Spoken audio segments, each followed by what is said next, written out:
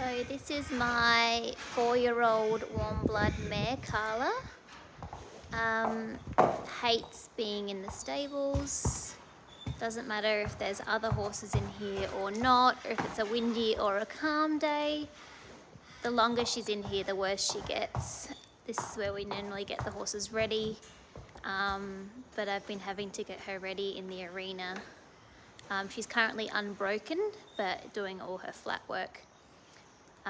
But I would love her to be happy to be standing here, because I know this will only progress worse if I don't manage how to deal with her feelings.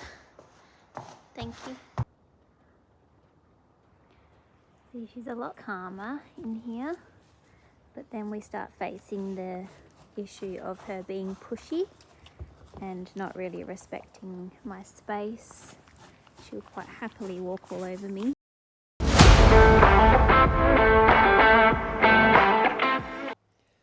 So Daniela, thank you for sending your video in.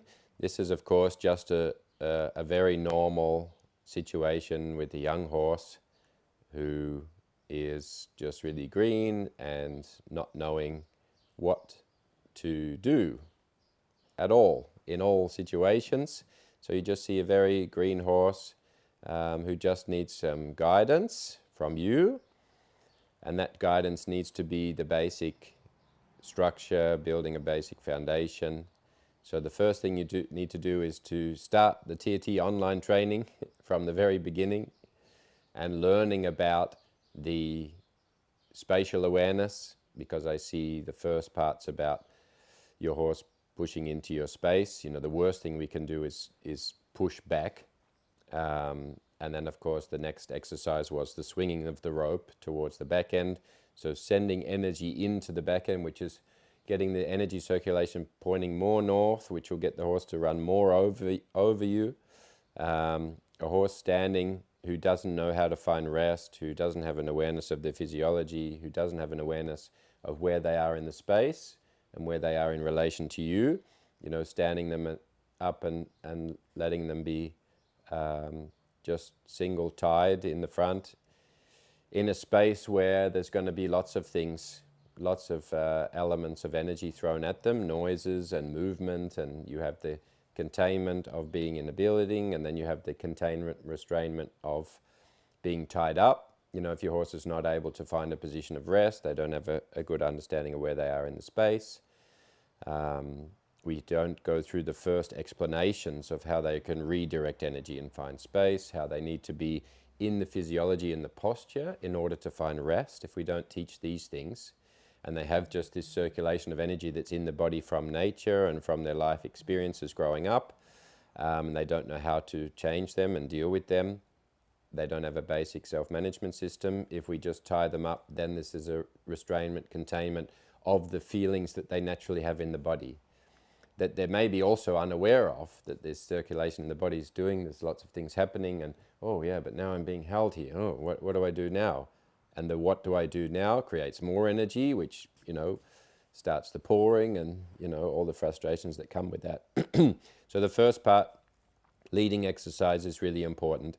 So being in a position where you can teach the horses where the space of conversation is. This is at the bottom of your rope. So how does that look? We start to walk with the horse, or we stand still first, and we see where the horse's energy goes. Do they walk forward? Do they walk away from us? Do they stand still? And that we start to put energy in the space we want them to become aware of. So we start to give them some spatial awareness. We start to give some guidance. We start in the doing, not the standing and waiting and hoping their horses were born to know what to do. But we start to build the knowledge of where are they in the space, where are they in relation to me. And that's very different than pushing a horse off you or walking towards them while you're pushing them back. You are then just controlling them instead of teaching the horse to have an awareness and knowledge in order for him to control himself. So leading exercise, walking, turning, stopping, looking at the space, putting energy into the space, taking that with a groundwork whip so you're able to very specifically talk about that. The horse notices the energy in the space. He makes the good decision to take the step back.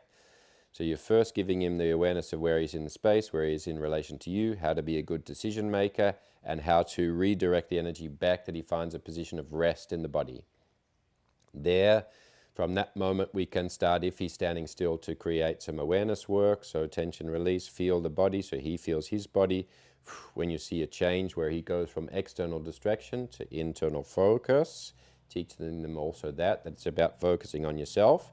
If you learn to control yourself, you learn to control the situation. Those skills, of course, he will bring with him everywhere, so it doesn't matter if he's in the stable or in the field or in the arena. He will be able to learn how to feel himself and turn that maybe tension state into a relaxed state. Then the movement of the front legs with a horse like this who has no spatial awareness. It's good to do that at a distance. So we talk about moving the front legs at a distance in the TRT online training. That's the next exercise to look at. Not turning the hind legs, not doing anything in close proximity, but giving him some awareness of where he is in the space by asking him to move the front legs behind and across from a distance. Gives good spatial awareness.